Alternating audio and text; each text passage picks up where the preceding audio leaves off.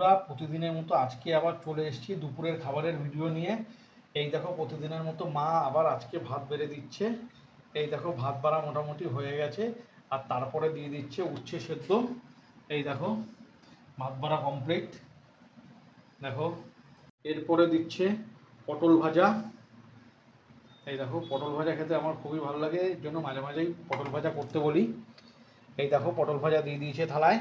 আজকে আর একটা ভালো জিনিস আছে, সেটা হলো কচুর শাক দিয়ে ইলিশ মাছের মাথা দিয়ে মা একসাথে করেছে। এই দেখো কচুর শাকটা দেখো কত সুন্দর লাগছে দেখতে, আর খেতেও কিন্তু খুবই টেস্টি লাগবে।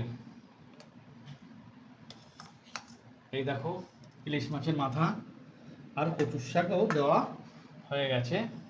দেখো বন্ধুরা, আজকে হয়েছে কাতলা মাছের কালিয়া। কাতলা মাছের সাইজটা কিন্তু বেশ ভালোই বড় ছিল। এই দেখো কাতলা মাছ মা দিচ্ছে, কানের সাইডের একটা মাছ দিল, আর একটা দিল গাদার মাছ। এই দেখো দিয়ে দিচ্ছে, এবার ঝোল দিচ্ছে। ঝোলটার দেখো সুন্দর হয়েছে, কালার পুরো লাল লাল।